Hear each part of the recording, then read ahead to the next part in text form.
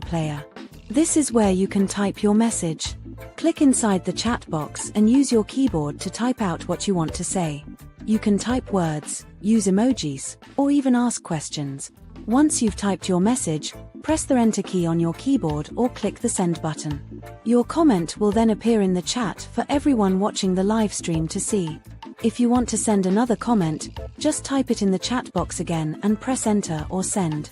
Your new comment will show up below your previous one.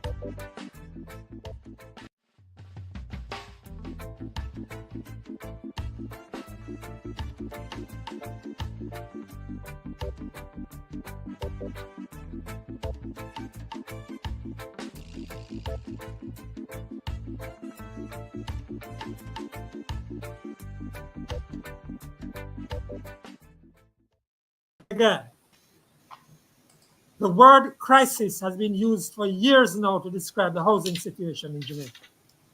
For the last 20 years, Jamaica has needed 15,000 housing units a year. Frankly speaking, the outturn in the last 10 years has been fewer than 5,000 on an average year, leaving a huge cumulative need. Frankly speaking, the numbers represent only a part of the issue.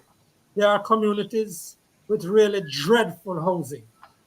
Frankly speaking, low to middle income houses are now running between $18 and $30 million and cannot be afforded by the average young professional. The housing door seems shut for the majority of those in need.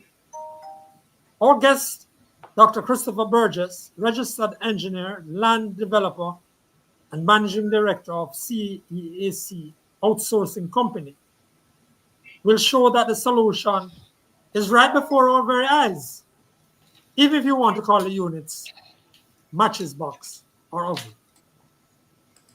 In this episode of the Frankly Speaking Jamaica Podcast, episode 171, we will also be talking about the US bombing of 3 nuclear sites in Iran last night.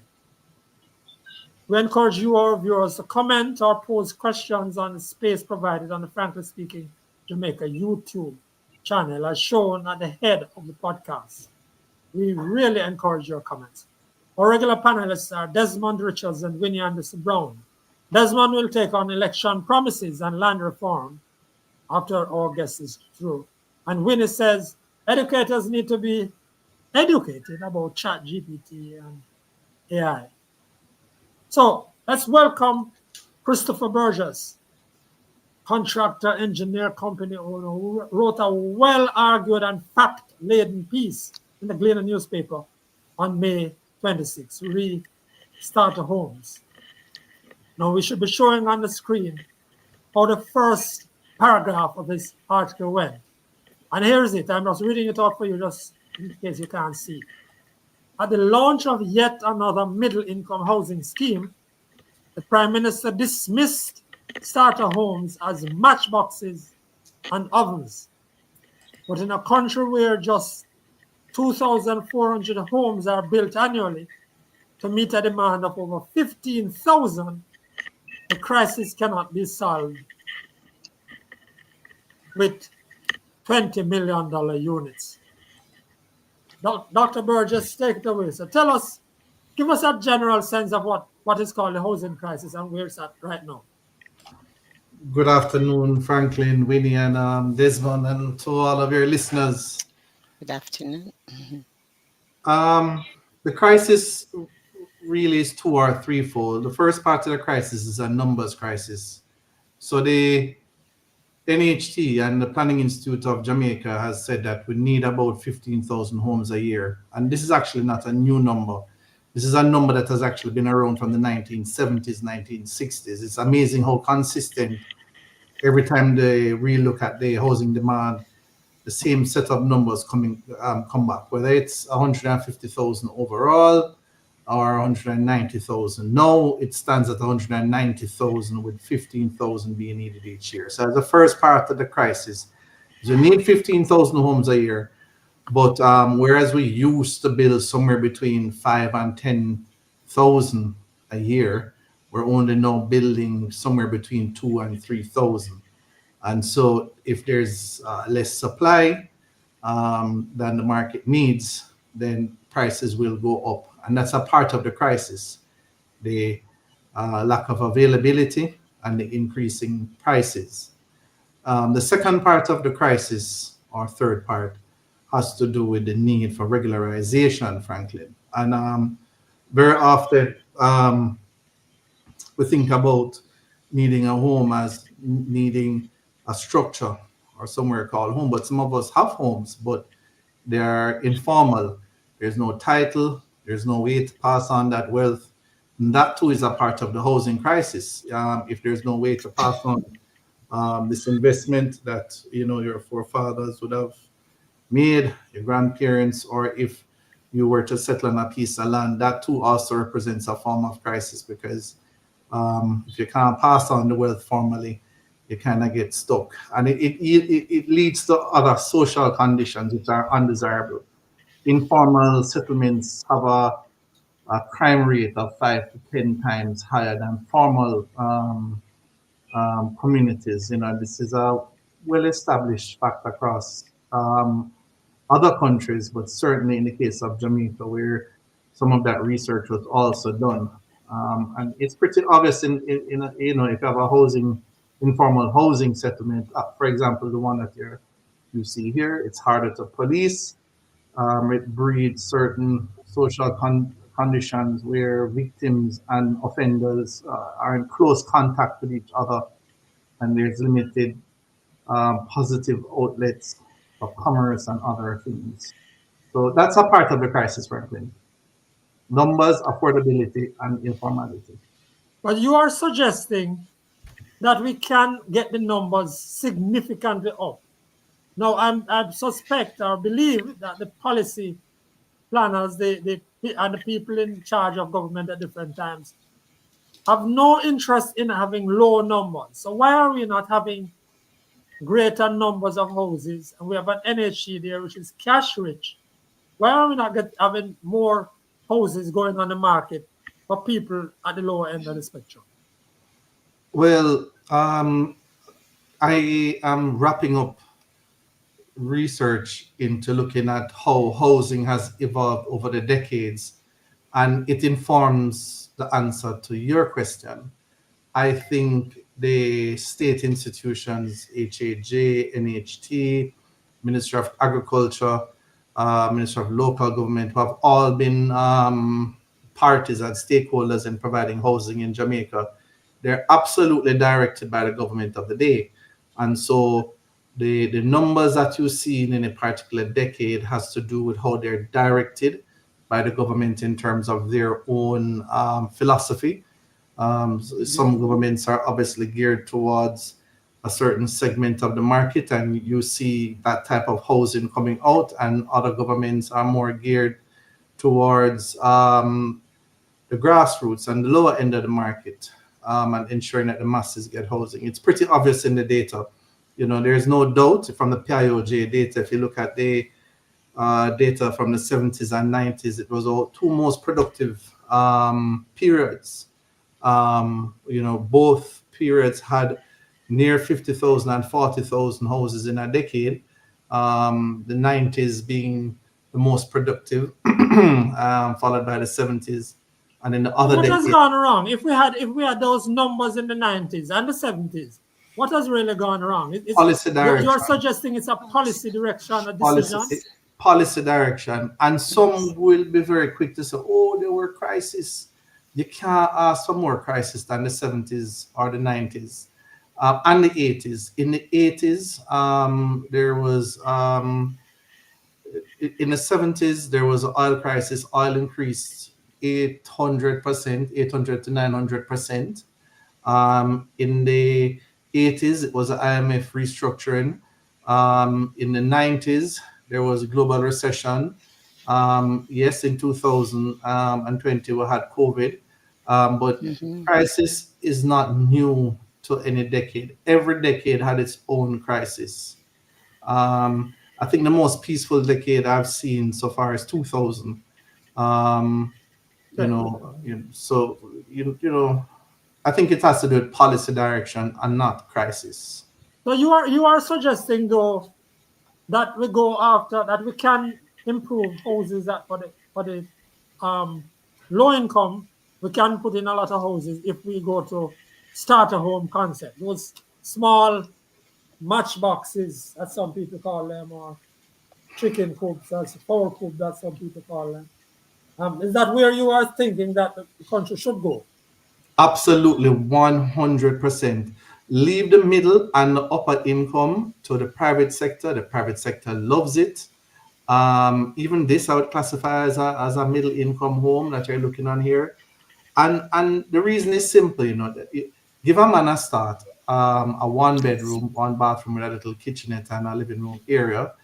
And he'll very quickly add on one bedroom. He can build that one bedroom cheaper than the difference between a starter home and a two bedroom. So a starter home. And you gave, can you give us some of those examples? Because you gave some of those examples. I want to give you an example in your article, and I'm just going to give you one that after we sent out the promo for this program today, this morning, a friend of mine in Montego Bay sent me this. Remember that West Green St.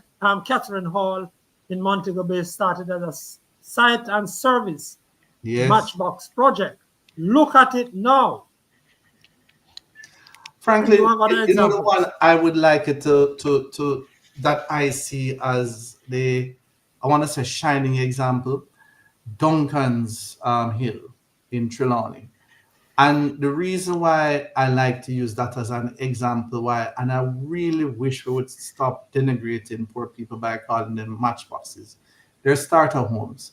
Look at Catherine Estate, where along the highway, East-West Highway, already the people are expanding. When you pass there in 5 years' time, you're going to see some mansions. But let's go back to Duncan's Hills and Duncan's starter homes. Those homes were on stilts. You must remember them. You pass along the North-South Highway. You can't miss them on stilts right at the corner there at Duncan. Right.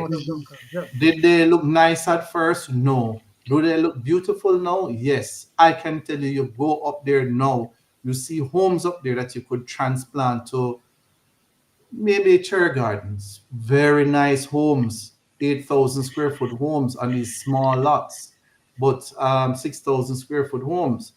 And I spoke with several of the residents there when I was doing the research into this. And what they did was underneath the home in those stilts, they put on two apartments. And what that allowed them to do is to now have income from the tourism workers who cannot afford to buy a home. So the same matchbox that we denigrate and insult have now become income earners. Why? I was trying to make a point earlier. You sell a man a starter home today for $8.5 million, which is what Catherine Estate is. He can put on a one bedroom and a one bathroom for less than $3 million. $3 million plus the 8 million, let's call it $12 million. That's a lot cheaper than the $19 million and $20 million you want to sell him a two bedroom for, which he cannot afford. So he can build cheaper and get the same thing that you're trying to sell him.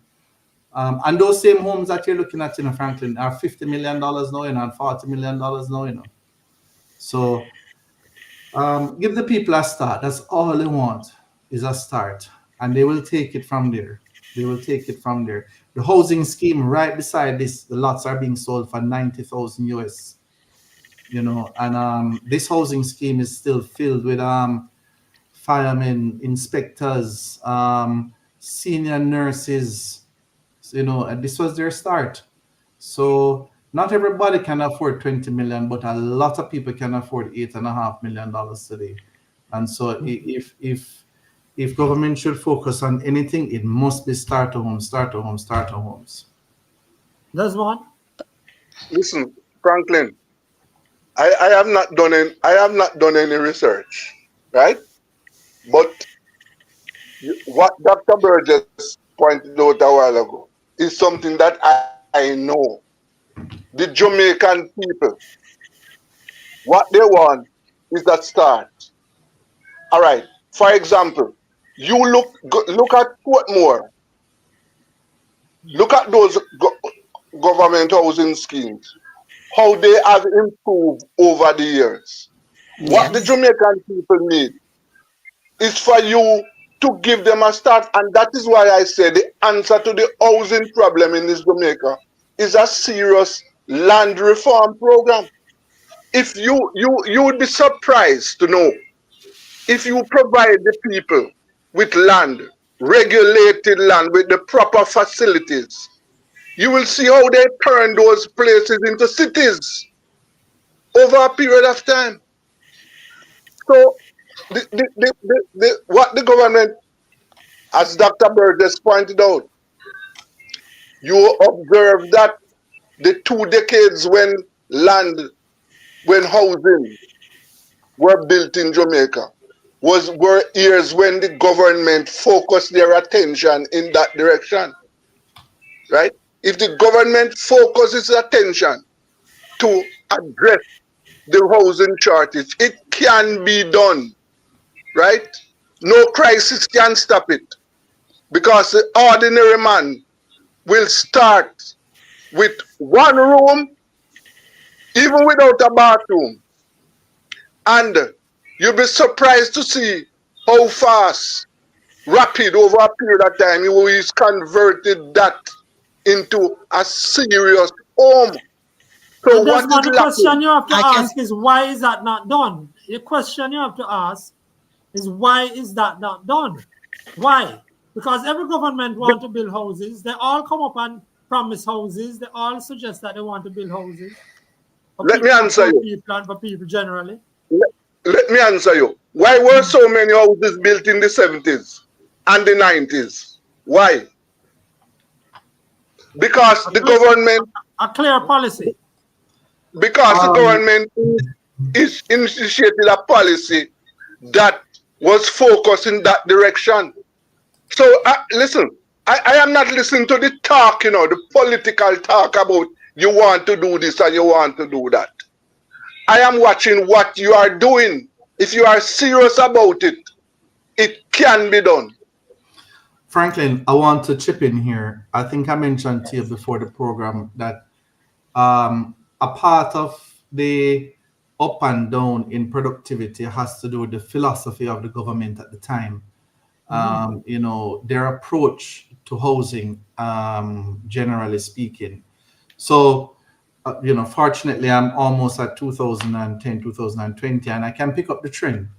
In the 1960s, the government was geared towards clearing what they call slums. I don't really like the term, and also reforming the condo, the Strata Act, and building out some of Portmore. That's the huge share of Bustamante government. Wasn't perfect, but was a reasonable start. You get into the 70s, there is this focus on the site and services and the starter homes. Because remember, housing condition in the 60s was before the 60s was atrocious, You're talking about whole squatter settlements. Whole lot of rural migration. It was terrible from the reading, it was terrible. And then when you get into the 80s now, you see where the philosophy... And the 70s came with NHT. And that was a game changer. The 70s came with NHT, the starter home, and that was fantastic. In the 80s now, unfortunately, with Reagan and Thatcher and the government of the day, they changed gears to a kind of investor-focused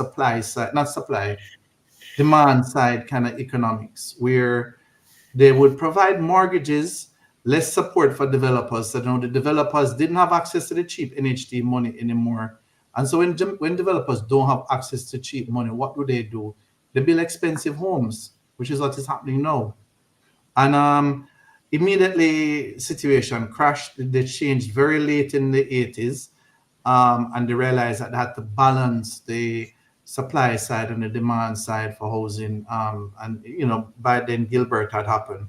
But NHT was a savior in the late 80s. NHT was a savior. Along came the 90s, and then the focus was put back again on starter homes. But something interesting happened in the 80s where they started in the 70s, but they started in the 70s with the joint ventures.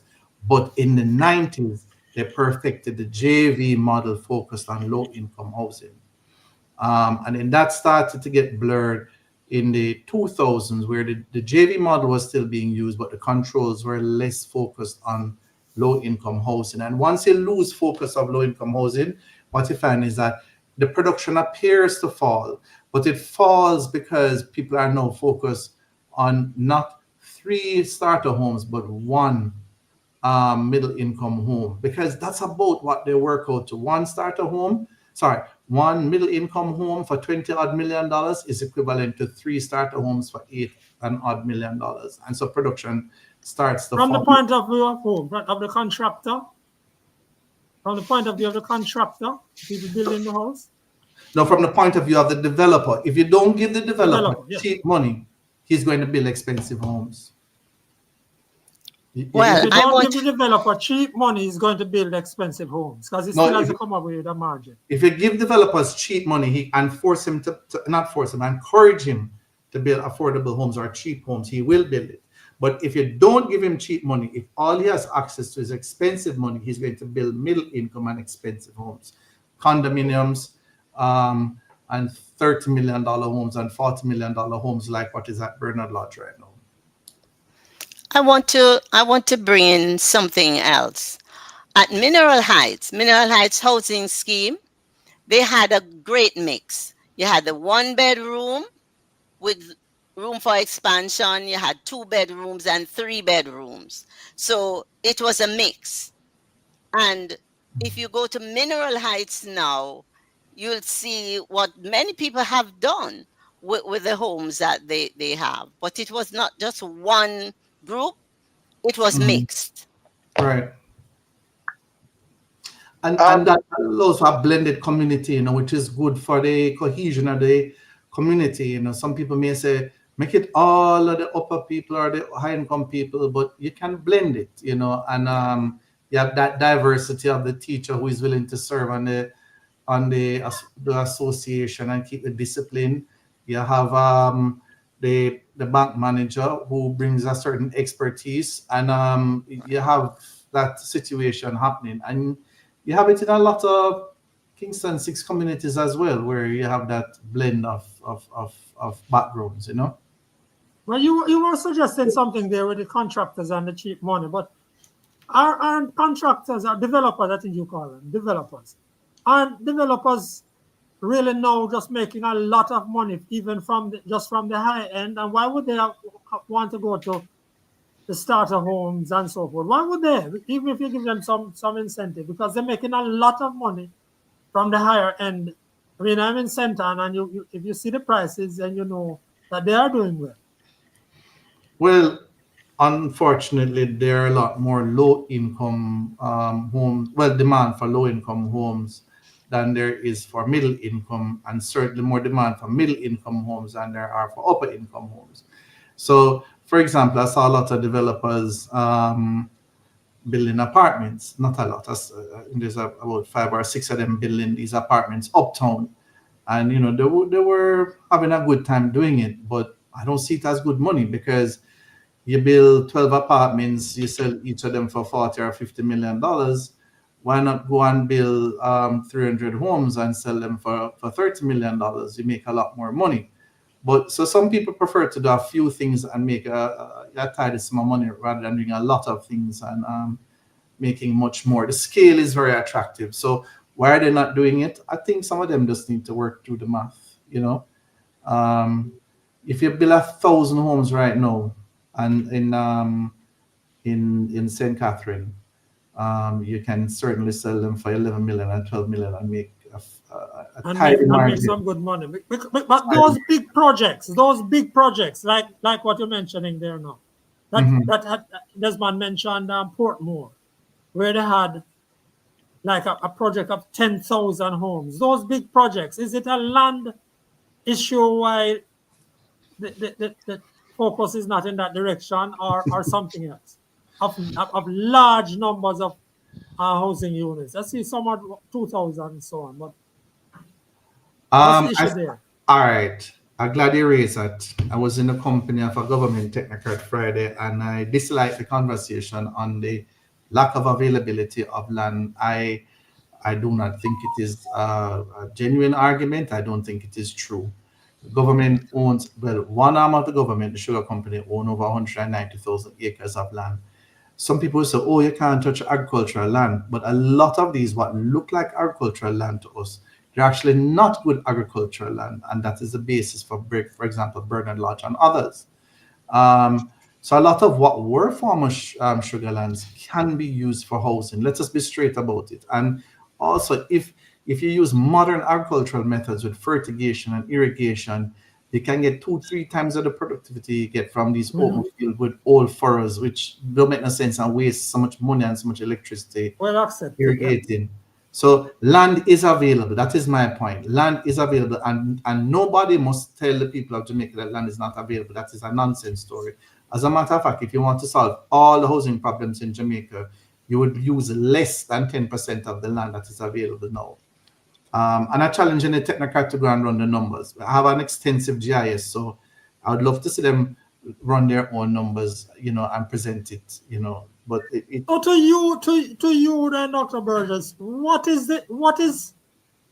wait 1 second. What is holding us from going forward on the housing? Wait, I'm going to answer that, but I also want to say something to you, and the people of Jamaica need to hold some of these government agencies to task. I see them in certain government schemes building in limestone and very expensive situations, whereas an engineer, we all know building in rock is 4 times more expensive than building in soils. To dig out rock is $10,000 and $9,000 a cubic meter. To dig out dirt is like $1,000 and $2,000 a cubic meter. Why are you putting poor people in rock that is so expensive and making the units unaffordable? It makes no sense. So let us talk it straight. Don't tell me that the land is not available. The land is there. And at the same time, don't go and build up in the limestones of Clarendon. I mean, and they know the projects. They know the projects. This is a waste of taxpayers' money. And a lot of these projects end up in overrun. And it's not a surprise to the technical. It's not a surprise. And some of these technocrats, quite frankly, should be held to account for it. Terrible decisions. So what was the question, Franklin? Why are they not doing it? Yes. Why we not? You have outlined some of the what would be the answers or what would be the pathway. Desmond was saying it can be done if you just go out there and do some land reform as leadership. Well. It's leadership. We have done it. So the history shows us. But hold on, before you go down that road, that leadership and the engineers and the contractors and the developers like yourself, part of that application of leadership, because in your case, you have been put in the position forward. But in a wide number of cases, the Jamaican people don't know what to expect, don't know anything about development, we don't know where the land is. Franklin, is the political leadership we are talking about. Yes. What you want is the political leadership to take the decision and make the policies. That was what was done in the 70s. And that was what was done in the 90s. It's the political leadership. Frankly, I just emailed you a graph. It depends on the philosophy. So one set of government is focused on the pseudo market. And I say pseudo market because Jamaica does not have a free market economy in the purest sense. They like to say, leave it up to the market. But the conditions are not perfect. There's another graph I sent you, Franklin, for the perfect market. And also we have a housing crisis with a supply problem. You have to focus on the supply side. It's common sense. You have to focus on producing more homes.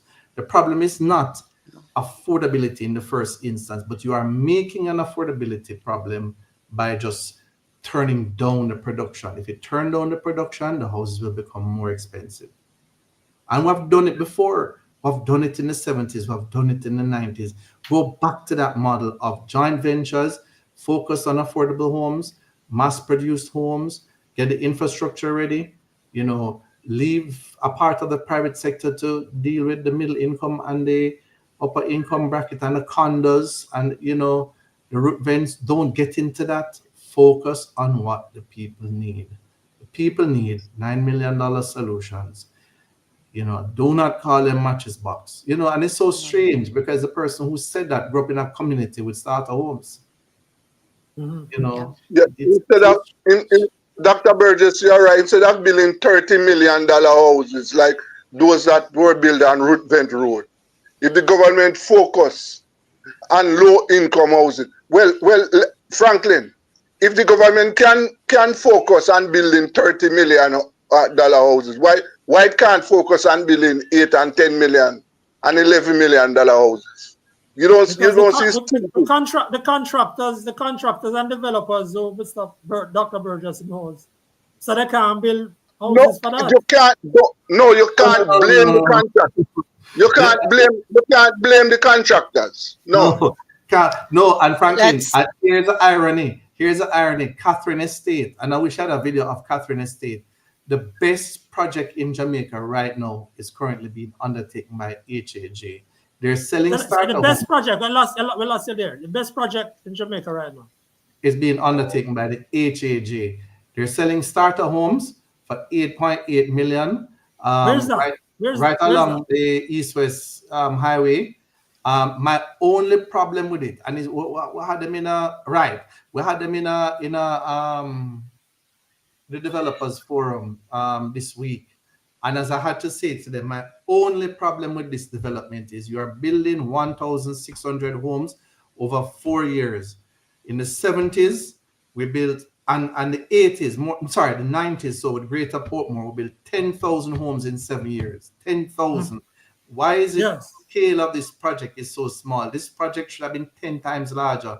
We have technology, we have more money, we have more time, and we have. What does say in response to that? Because I don't know why there was silence, and there was silence, and there was the muttering of land not being available, and how hard it is to develop these things, and how hard it is to get approval, and the flooding this and the flooding that. These are projects that I do for myself. I tell you I'm a land developer, and I'm also an engineer. I do some of these things for other developers. Serious developers get these projects approved in less than 2 years. End of story. The government of Jamaica cannot take 10 years and 7 years and 8 years to get these projects off of the ground, and then you're going to build a drop in the bucket. It doesn't make sense. Let's welcome Keith P. with his comment. He's saying, good afternoon. I am just joining. So if you have covered these points, I can understand. Why is it that houses cost so much and more so low income houses, the free money you are referring to, and more so low income houses? That's the cost he's referring to. And Not that correct. is the free money. And then he says, let me see, here it is. Isn't it the same cost as the regular houses? That's Keith P. asking that question. Not quite certain what is that clear? No, it's not clear. Okay, but I think $8.5 million, $8.8 million for a starter home, Franklin, is quite reasonable. It's reasonable. What about what? And it's affordable. Response. The economics of the minimum wage earner and the low income earner. Minimum wage is a lower end of the low income scale, and it's a fantastic price. And I applaud give us your response to people who have, over the recent years, in order to build cheaper houses, have said that we have got to get away from the material we have and use bamboo, other stuff, and recently containers. Nonsense, absolute nonsense.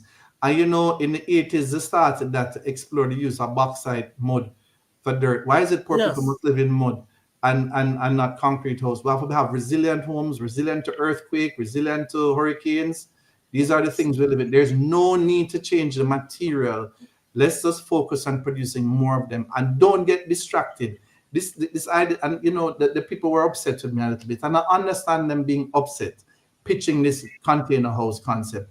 But no, I'm not going to buy it for poor people. Poor people deserve more than container house and heat. Franklin, why you want to put black people in containers? Let them live in containers. We came here in the bottom of ships, and you want to put us to live in containers? No, that's totally unacceptable. That Unacceptable. one can't be farmed out to me, Desmond. I'm just exploring whether we can build houses for poor No, people. what I'm saying, Not That's the you. bottom And they line were because upsetting her, Franklin. They were upsetting It's me not you, personally. They Franklin. called me, That is being advertised. It's not you. yes, Mhm. my God. So You Dr. can take that Burgess, nonsense. seriously now, we have been serious all the time. The one room starter unit can be produced on a reasonable sized plot of land for less than $10 million now. A Absolutely. one room unit for less than $10 million. Absolutely. And the contractor is making money. I think I know a little bit too much about them, but they are making money. So it makes sense. So if a developer wants to build 15 apartments and sell them for $50 million and thinking that is money, that is fine.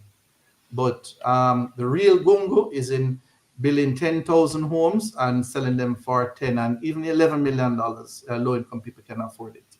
I know that there have been some discussion in some groups. Desmond, for example, as a WhatsApp group, and I know that there was some discussion in it with regard to your starter home piece in the Gleaner.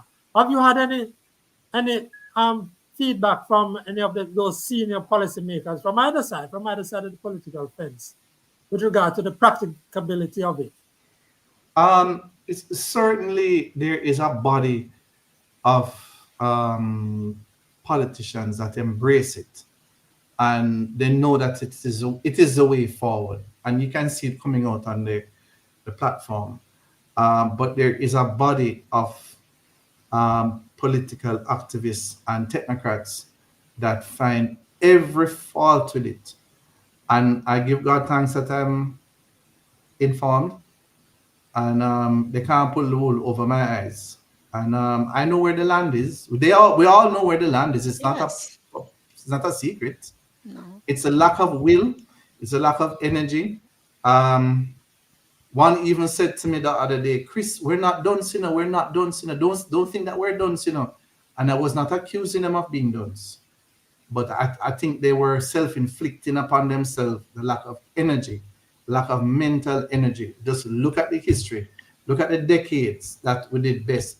Those men were real men. Those men were courageous. They put their mind to it and they got it done.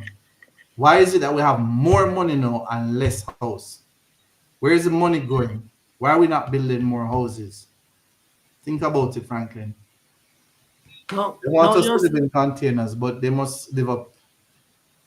your smart home side of your company, CEAC, what does that side do? All right. When you hear smart homes, what does that do? All right. So one of the things which you would have probably seen in my bio is that I'm an environmental engineer. And so I kind of shifted strategically 7 years ago to include the development side of things. I was helping developers for the first 15 years. I figured that I would dedicate a part of my life to developing homes that would take, I would want to say, our people into a new age. And so the main ideas behind smart homes, and this is a middle income version of it, is trying to get off of the grid, trying to collect your rainwater, trying to live in a climate resilient and hazard resilient situation. So when a hurricane come, hopefully you're secure. Earthquake come, you'll be secure. So what we're looking at there now is the concept of the smart home. Yeah, man, but this particular project is complete. We're handing over the last few homes. Where's that? So this is off the east-west corridor. I don't know if you remember where this aqueduct is. You can see it in the background. Well, it still is there. And so we call it Aqueducts of Vineyards. And so what as I was telling Joshua. Oh, yes. Yes. Vineyards. That's off the... Right. That's off the highway. That's off the PJ Patterson Highway. Yes. And as I was telling Joshua before the program, what made my heart feel full was I went into a lady's home there about 2 months ago to check on her. She's having some issues. And I asked her, what's your light like? And she said she pays $1,000 for her light bill. And basically that's just the base charge at JPS. But basically she lives off the grid. And because she gets a battery, she gets 4 photovoltaic panels, and an inverter. She can run an AC if she wants to run it easily. And that's the concept behind this home. And I wanted to put an electric vehicle with these homes. And the next version, we're trying to do that. 418 of them in Bernard Lodge. How many units in this? 52. How many? 52. But there is a low income version that is coming. And I need to update it. I need to add it to the website called Naisberry, which we're on the verge of getting subdivision approval for, which is 221 low-income homes. And those starter homes are going to be 1-bedroom homes that can be expanded to 3 bedrooms, 2 bathrooms, and they will all come standard with panels. And like all of our units, we're trying to make them smart, harvest all of the rainwater, and photovoltaic cells, panels. So the low income version to this is coming in Naisberry. We're trying to get some more land in St. Catherine to do 1,200 low income homes, but we'll have to see how it works out first. And from your research and from your information generally, is the land for housing now available right across the country? There is land available from the private owners. Land from I'm talking about large tracts, Yes, I'm getting there. But land from and private sector owns some large tracts. 100 acres, 200 acres, 50 acres. I consider those large. Yeah. But obviously the largest landowner in Jamaica is government. And let me be very straight, that it's not always transparent how land gets sold. And you may make an offer through the regular divestment process, but then you hear, it's gone to this, or this person got it, and they can't easily check on who purchased it afterwards. So there are some transparency issues. Politicians are using the people's land to give to their friends and followers and advocates, right? While leaving the people to squat.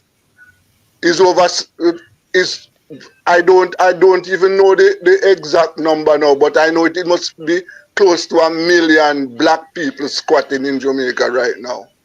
Well, Minister Charles said 600,000. The living survey said 32%. So 32% of 3 million is roughly 1 million people. So no lies told. Yeah. And I don't like the term squatting, I prefer it as informal settlers or settlements. Squatting is really when it don't suit you, call them squatters, And that too is another problem I have, Franklin. And Franklin, I'm not disappointed in you, but you seem very focused on housing, and I would love if we spoke a little bit more about informal settlements, because a half of the housing story, about 600,000 people, which is about 200,000 homes, is people who need to have their situation regularized. So I want to go to Operation Pride, which was shut off for various reasons in the 2000s. And well, Dr. Burgess, let me tell you something. I don't know where Mr. Charles got that number from, because I remember some other numbers, but never mind. It's at least 600,000, and as Desmond says, possibly nearer to 1 million. Well, the survey of living conditions says 1 million. Yes, right. That's right. That's what I'm talking about. So we're going to come back to it. We're going to come back to taking that on. We're going to come back to just the cost of the housing issue. But unless Desmond or Winnie want to have a question or comment, we're going to close off here. I'm really impressed by your knowledge and the fact that you have done the research, and that you're not a paper developer like Desmond. You really put things into the ground, and sell them, and your company's doing pretty well. I hope that May 26th article of the Gleaner should be really serious reading for those policymakers and the others, and because you mentioned so many communities that were starter home communities and have really blossomed. You mentioned even from Nannyville Gardens in the 1960s, 70s to capturing the states today. Oh man, you mentioned this, the Sites and Services Program, Sugar Workers Housing in the 70s, Elton Park, De La Vega City, Nagohead, and you were just mentioning Pride. We're going to take them all again. We're going to come back to the issue. We're not done with it yet because it's a big issue that Yes. I am really still trying to understand. Massive issue, Dr. Burgess, and we really thank you for your time, your expertise, and your insights. Desmond, I see you Muslim power. No, the only thing I'm saying is this, that in Jamaica, the issue that we face is that the vast majority of blacks don't have access to the basic things. We don't have access to proper health facilities, roads, education, housing. That is the plight of the majority of black people in Jamaica.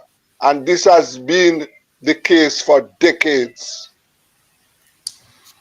And it's a shame, you know. Go ahead. I Winnie. just want to say I really commend Dr. Burgess for this. And I wanted to know who was behind this project when I pass on at Vineyards and we look over there. I am really pleased to see what is going on, and I am really going to take a visit. Smart home means something else to me though, technically. So like the smartphone, I was wondering what AI facilities are available there. Once you say smart, Yeah. yes, but I get it. It's a really great idea. Franklin, allow me 2 more points quickly, please. On the smart home side, the house have a lot of smart features, plugs, sockets, floodlights, CCTV cameras. I want to say it's fully integrated. So that's what the smart comes from. But Okay. the second thing I want to say, Franklin, is, and this is a very crucial point with production of homes. In the 70s, as well as to a certain extent in the 90s, the USA looked at what was happening in housing in Jamaica. In the 70s in particular, they made a point that at one point, there were 7 government agencies involved in the building of homes. Today, we basically have about 3. HAJ, NHT to a lesser extent, and Sugar Company to a lesser extent. So the more state actors involved in housing is the more housing you will have. That's another point I wanted to make. The men have to come out of their air-conditioned offices.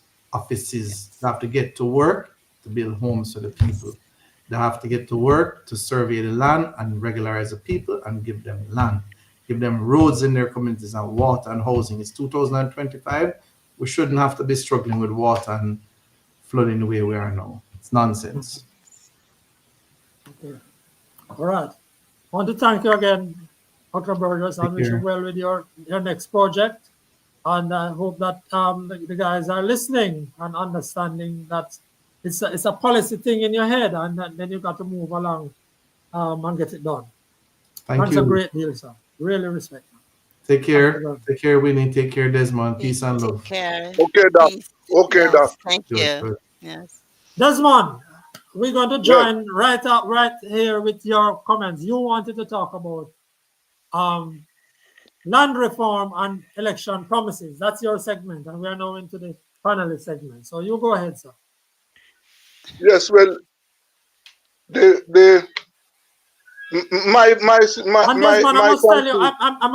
must tell you even before that I'm not convinced that any political side doesn't want to build houses for people. Why would you not want to build houses for people? There are some inefficiencies in your system. Then Franklin, if you as a priority. Franklin, if you want to build it, why don't you build it? Why you want to build it? The housing trust was established. The housing trust was established in the 70s. And it has been one of the success stories of government. It has absolutely one of the best things ever happened to Jamaica. That yes. Yeah. Why is it that governments have taken the money from the NHT to prop up their budgets, to finance their budgets. Why they don't take the money and use it for the purpose for which the trust was committed? Why can't be done? So I am not satisfied. I am not convinced that they are serious. I am not convinced. Let me tell you what I am not convinced about. As I said, the system of government that we are using in Jamaica and the Caribbean is just a step down from the plantation society. And what we have seen throughout the Caribbean and in Jamaica is that the governments, they are afraid to take action. Remember, they're operating a system where they are dictated to. So, for example, they have to initiate policies that will suit those who fund elections, right? Now, in order for you to address the projects that for the people, it is going to upset some people, It is going to upset some people. The governments don't want to rock the boat, right? They want to maintain power for themselves and the minority, right? So what we have seen is that governments have minority interests. That is why the government is the largest landholder in the country. Can anybody tell me why the governments have failed to initiate a serious land reform program so that black people can have access to the land? Why have they refused to do that? I don't understand why they have not. Even one side just take it up and say we're going to do this and work out all the permutations to do it, to have land reform as a serious alternative, man. Because they don't want to hurt the minority interests which they are serving, right? And what I have seen, and you have seen, and all mature Jamaicans would have seen it, that when it come around to election, then you get a bag of promises. This is going to be done. This road is going to be fixed. We are going to build a hospital there. After elections, those promises, they are not fulfilled, right? Let's hear what Keith P is saying. Are there any restrictions to which developers where they can build houses because it is reserved for low income houses? No, I can say that. No, they don't have any restrictions as to where they can build. They say it's essentially a matter of cost, and the viability of a project depends upon the viability of a project where they can build. And that most of the developers now say you can't build low-income houses because the costs are too great, coming out at too high. What Dr. Burgess was arguing is that you can build them if you're going for one bedroom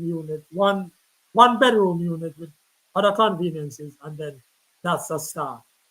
With scope for expansion, yes. The scope for expansion. I am dismissive of that argument about it cannot be built.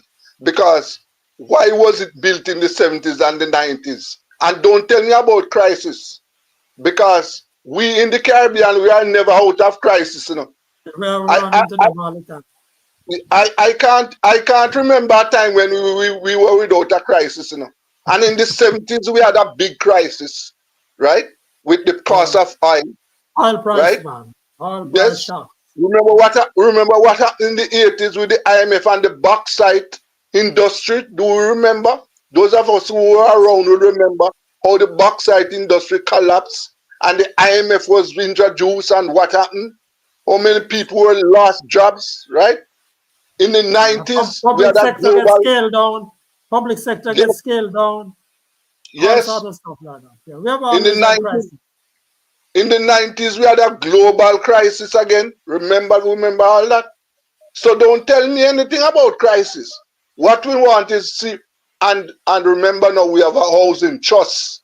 We're talking about an institution Flush with money. that will, yes, flush with money. So don't tell me about any crisis. What it needs is just serious attention and government who are willing to address the needs of the people, right? Then, Franklin, another thing. Look at Jamaica. Is it crisis? Why so many people in Jamaica don't have access to water? Is that a crisis? Is it a crisis? Is it a crisis? Why so many people are coming out of reaching in high school can't read and write? Is a crisis that too? No, I am not accepting those things. They are not accepting. They have taken black people for granted, and we have taken ourselves for granted too, because we continue to follow them and behave as if we are children, like we don't have brains. Hello, Winnie. It's your time. You have a few words. You have a minute and a half. It's supposed to be 3, but Okay. I have a few words on AI. And there are some people who are saying that there's a study which you know about, which recently suggested that many children who have been introduced to ChatGPT and the essays and all of that are reducing their functioning of their brain. You set us right on the issue. And I am saying that ChatGPT, that's just one of the chatbots. I'm saying it's the educators that have failed the students, because the students need to be guided by the educators. They should not be left to do whatever they please, just as how we had to guide them when the internet was made available to the general public. It is time for educators to educate themselves and guide students. Left alone, that will happen. But educators need to do things differently.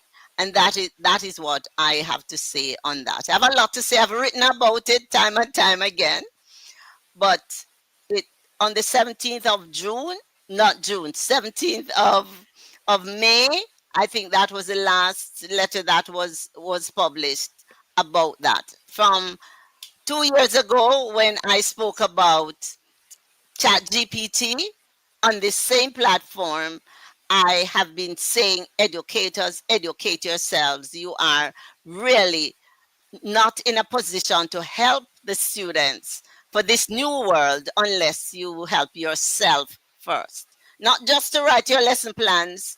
The chatbots are not just to help teachers to write their lesson plans. They need to learn more so that they can guide students, so that the students won't allow their brain to lie follow, because it's mimicking the brain. So you have to help them to use their brains by changing how you teach and how you test. Okay. Well, we can't finish without. Thank you very much, Winnie. I mean, you didn't get the chance to really go into it in the way that I know you are prepared to do, and so forth. But we can't finish without making reference at least to the U.S. bombing of 3 targets in Iran. And the United States has been saying, using superlatives and all sorts of adjectives to say how fantastic they have been. The world is now watching what the Iranians will be doing. Most believe that they will not just sit back and take it or try to crawl back to the negotiating table. But the region, that whole region, is now all clouded, in spite of how the US is saying it was focused, it was powerful, it was clean, and all the adjectives that they've been using otherwise. It's early days yet, and we're going to be seeing where that is going. That's our show for this week. We thank all of you for watching live, and we invite you to share the podcast with your friends, colleagues, and relatives. You can watch this podcast anytime on the Frankly Speaking YouTube channel at your convenience. Please remember to subscribe to the channel if you haven't yet done so. Special thanks to our guest this week, Dr. Christopher Burgess, contractor, engineer. Thanks to regular commentators, Winnie Anderson Brown and Desmond Richards. Thanks to Joshua Black of Joshua Black Media Services for his technical support. I'm Franklin McKnight. Until then,